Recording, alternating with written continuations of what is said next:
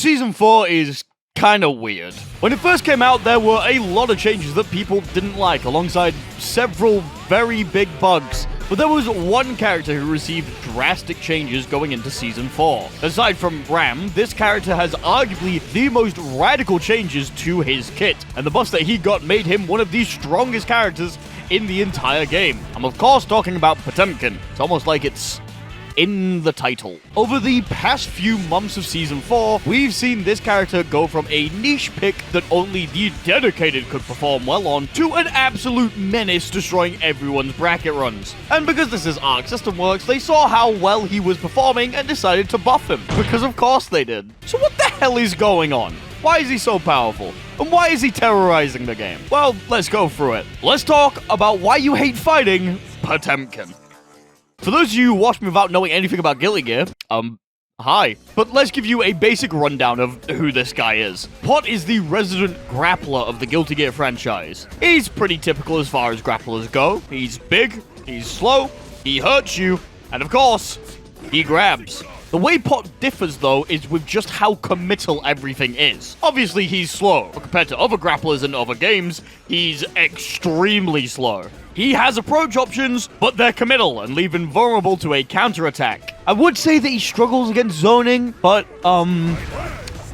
yeah. And he's able to take a lot of damage. His HP total is the highest in the entire game, with only Oscar beating him out in effective HP if he has mana. This means that Potemkin is a Goliath that can take an absolute beating while easily dishing one out when the opponents give him the opportunity. This was the status quo for Potemkin for quite a while, and then Season 4 changed a couple of things. His old defining feature was his 6k Kara cancel. For those of you who don't know, a Kara cancel is when you cancel the startup of one move to add its properties to another one. There's multiple reasons you want to use this. Maybe the first move has your momentum go forward, so Kara canceling that move into a special move could give that special move added range. Or perhaps you have to Kara cancel if you want to go into specific things. For example, Baiken is able to Kara cancel the follow-up of her H Kabari into either of her super moves, meaning that she's always able to extend or end a combo if she has the meter and doesn't want to scale it with a Roman cancel or something. By using his 6k and Kara canceling into a special move within the first 3 frames of the startup animation, Potemkin is able to use the forward momentum of that attack while still getting his special move. This interacted with all of his special moves in different ways, as the forward momentum is now added to that move. If you've ever seen a sliding Potemkin buster, this is how you execute it. When Season 4 came out, Arxis believed that this was too central to his game plan, and that it was too hard to execute for most players, so they removed it,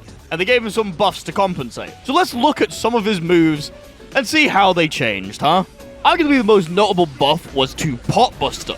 Aside from doing even more damage, the range that the command grab now hits the opponent has been increased to compensate for the removal of the Kara cancel. Considering this was the primary use for Kara cancel, it makes sense that the range of the attack was increased. However, there was another buff that he got. During the active frames of Pot Buster, Pot actually has armor. And since it's during the active frames, if you see the armor flash, it's basically guaranteed to hit the opponent. This means that Pot is encouraged to use this move more when the player thinks there's a 5-frame gap in any pressure string. Staggering Pot has become an absolute nightmare because of this, because they're so heavily encouraged to just send Pot Busters whenever they think there's going to be a gap, meaning you have to keep everything below 5-frame gaps. And in the middle of the match, that can be really difficult to nail down. Garuda Impact is a mid-hitting attack that causes Guard Crush on block and a mash-out stagger effect on hit. It's extremely good as an Oki tool, since hitting it normally gives you 19 frames of advantage. Obviously, if you hit it meaty, you're able to increase the amount of frame advantage that you get, to the point where you're able to jail one Garuda Impact into another Garuda Impact. Being plus 19 in their face is a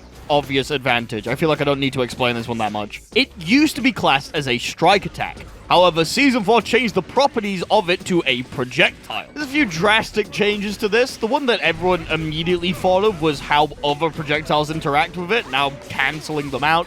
But that's not the main thing. No, the main thing that changed with it being a projectile is how it changes on block. Because it is now a projectile, the way that the attack interacts with blocking is different. And by different, I mean it doesn't. The pushback of both players is extremely decreased, and FD and IBFD still keep you in Pot's close slash range, meaning that it always leads to a true strike for a mix-up on his end. Yay! Mega Fist is a leaping punch that lets him move around the screen. The ranges of these were actually adjusted a little bit, with back Mega Fist being nerfed slightly, which thank fuck. Hammerfall is a committal approach option that actually gives Pot a little bit of armor. It's a charge move, and he doesn't have to go through with the attack because it leaves him very negative on block. But obviously, if you just cancel in someone's face, it's a free turn for them. The main use of this move nowadays is the fact that you're able to cancel the stop into a super move, meaning that Pot is able to do stuff. Let's just go with stuff. The likelihood is you're going to have to learn to charge and then Kara cancel in most of Pot's combos if you want to get the fancy shit. Slidehead is a full screen attack that guard crushes if you are on the ground. You used to be able to just dash block this, now you basically have to jump it.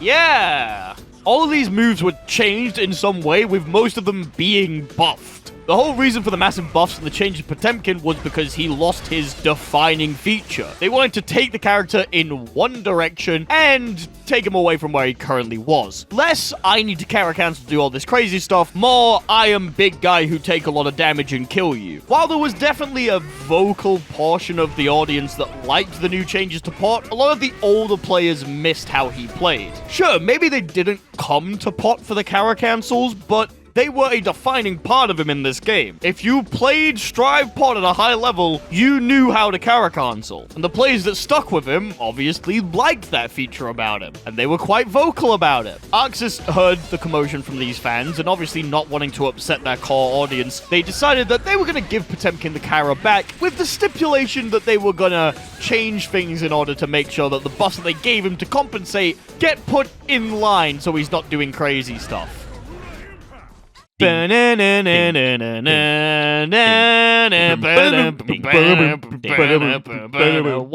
fuck is this patch?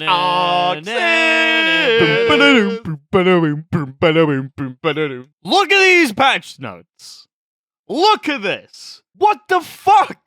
Now, granted, there were some nerfs here. However, a lot of them felt like they were more in line with the overall direction of the emergency patch rather than, you know, Pot. Several attacks just lost damage, but now they can be Kara cancelled, meaning that all the things we talked about, all the buffs and the changes that they made are still in the game. They're still there. I really, really want to talk about Potbuster, but there's something I have to bring up first. Did they make this easier? So now, not only is it possibly easier, or I'm gaslighting myself, but now he has the added properties of everything we've talked about. Several of these attacks are now just insane. Let me put this into perspective. GGST Drive is a game which is nearly defined by its round start. Round start situations in this game are extremely important. If you win round start, you are so much further ahead than your opponent to winning that it can feel like you can't come back. Characters are able to convert so heavily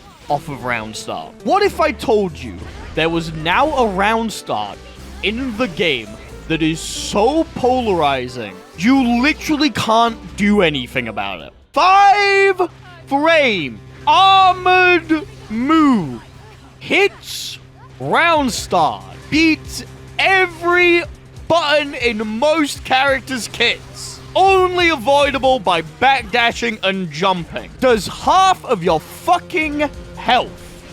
That would be ridiculous, right?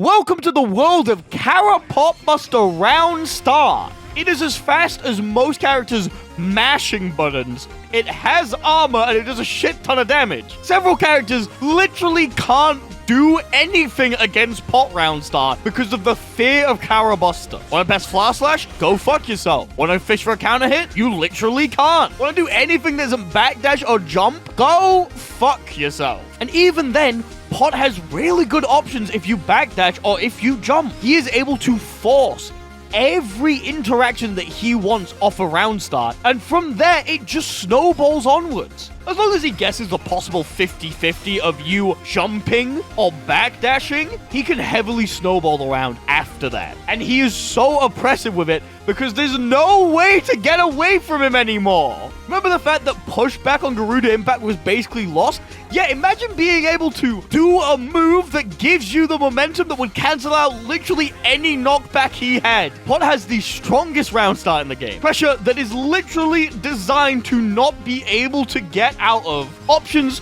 for all over the screen, and the highest HP in the game. So even when you hit him, you lose. His offense is insane. Thanks to Armored Buster, his defense is also insane. His damage is ridiculous. His normals are so long that he can genuinely beat some zoners at spacing, and they made him easier to play. Listen, I get that there's a...